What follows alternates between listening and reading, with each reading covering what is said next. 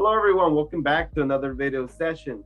So today we're going to talk about the second part of our three-part video series on narrative tenses. We already covered past simple and past continuous. Today we're going to talk about past perfect. So it is very important that you guys remember, we have 4 different narrative tenses. However, we're only going to talk about 3. Keep that in mind as we go through the presentation. Make sure if you did not fully understand past simple and past continuous, that you revisit the video, you download the presentation, or you ask me some questions until you are fully a master of that topic. Practice makes perfect, so make sure that you practice a lot. Okay, without any further ado, let's get started with past perfect. So for past perfect, the use is very simple, and it is the following. We just use it to make it clear that an action happened before another action in the past. That's it. That's the only reason why we use past perfect. So I'm going to put it more into context with something that I'm going to draw over here. All right, so hopefully this timeline is going to be as straight as my vision. All right, there we go. So we have this timeline. I'm going to write down now here. So this is going to be right now, today, this exact moment. Anything that is behind or that is to the left of the now is basically the past. So we're going to add 2 different actions in the past. The first one, I think I'm going to write down something like my stomach hurt. So this is in past. Let's say this happened yesterday.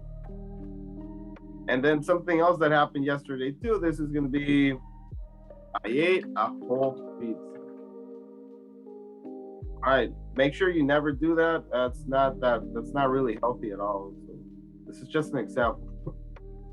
All right, so if we look at the timeline, I think it's pretty clear which one happened first, right? Because we are looking at a timeline. However, when we're talking, it's not really, or when we're writing, it's not really that easy for somebody to understand what happened first, depending on how we write.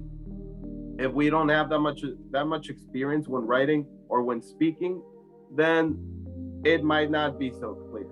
That's where past perfect comes into play. So the reason past perfect exists is so it's easy to identify that this action happened before this action. Okay? So I'm going to join them together using the past perfect. I'm going to write it underneath so you guys can see both of them. So I'm going to write a sentence kind of like this one. My stomach hurt because I had eaten a whole pizza. There we go. And now you can see that we joined both sentences into one, right? There we go. Identify which one is past perfect. Now you might not know the tense yet, but you really know past simple. So the one that's not past simple is going to be past perfect. And if you guess this one, then you are correct. I had eaten a whole pizza. So if we read the sentence, we can understand that this one is the one that happened first, right? So as a consequence, my stomach hurt. Now, I'm sure a lot of you have used this tense in regular speech without even knowing it. And that is awesome. That's what we want, right? But when it comes time to writing, I really want everybody to make sure that you understand why something is the way that it is. Why are we using this tense? Why does it exist? And the reason is just that, to make sure that something is clear for readers and for listeners that it happened before another action. All right, so let's clear that up and let's go back to our presentation. So we have some more examples here in the presentation, and this is the one that we just saw in the timeline. We have another one that says, I had saved my document before the computer crashed. Just analyze this for a second. Do you think he still has the document? Was the document saved? If the answer is yes, then that is because we can clearly identify which action happened first. He was able to save it before the computer crashed. So there you go. That's another use or another way we're applying past perfect, and it's clear to tell that it happened before. The other one is he was very tired because He hadn't slept well. Again, why is he tired? Because before he didn't sleep well. That action happened beforehand. All right. So if you have no questions about that, let's get to the affirmative structure. So we're going to grab one of our examples, and we have I had saved my document. If we analyze the structure, we can tell that there are four different elements to this one. And we have the subject, had, the verb in past participle, and the complement. So notice that our auxiliary is always going to be had. It's not going to change depending on the pronoun. It's not going to change. So I can say I had, you had, we had, they had, it had, everything with had. And a very key element is that the verb is going to be in past participle. So be careful with those irregular verbs.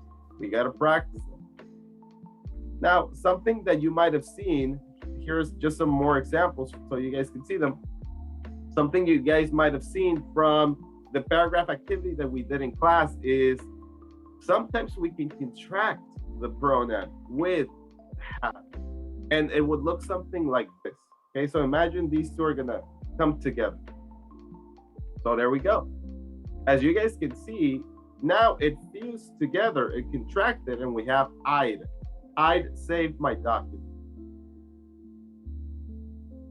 So sorry about that, I was coughing a little bit.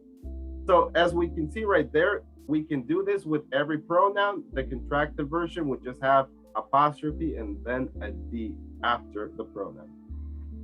Going back to our normal structure, let's analyze how we can make it negative. So think about it, try and make it negative on your own. All right, if your answer was teacher, well, we just add not, then you are 100% correct, my friend. We add not to the auxiliary. So it's gonna look something like this. I had not saved my document. But remember, we always want to contract. So we're gonna have I hadn't saved my document. There we go. If you don't contract, it's still correct, but for the sake of simplicity, for the sake of it being a little bit more fluent when you're speaking, we want to contract. Unless you want to emphasize the not. All right. Now, how can we make this into a question? Remember the very important step that we always do when we want to make any sentence into a question. We do one very simple step. Yes, you guessed it right. There we go. We just switch the auxiliary with the subject, and it would look something like this. And I saved my document before I turned off my computer. There you go. And this would be the normal structure for past perfect question. There you go. All right, now I want to go back a little bit. As a final comment, I want you guys to understand something very important. So we go back to the first slide here. We cannot use past perfect alone, okay? It cannot be an independent clause. We can't have it without something else. If we have it without something else, it's an incomplete idea. So I want you to listen to this. What would it sound like if I ask you, or if I say, hey guys, guess what? I had made your exam. I had made your exam. And that's it. That's all I say. It doesn't sound like a full idea, right? It doesn't sound like a complete idea. And that's because it's not. Past perfect cannot stand on its own. You can't just have one sentence in past perfect. Why? Because its function, as it says right there, is to make it clear that one action happened before another one, which means that we need two past actions. Otherwise, it does not make sense. It sounds like an incomplete idea. Translated to Spanish very quickly. And if I say, hey chicos, ¿qué creen? Yo había hecho su examen. The same thing. It doesn't sound like a complete idea. And that is because, like we mentioned, we need something else to complete it. So keep that in mind. That is the final note I want to leave you on, and make sure that you write it down so you don't forget. So that's it for this topic. Make sure you watch the other videos so you can learn how to mix them together, how to apply it in your text. So see you, take care, and have a wonderful day.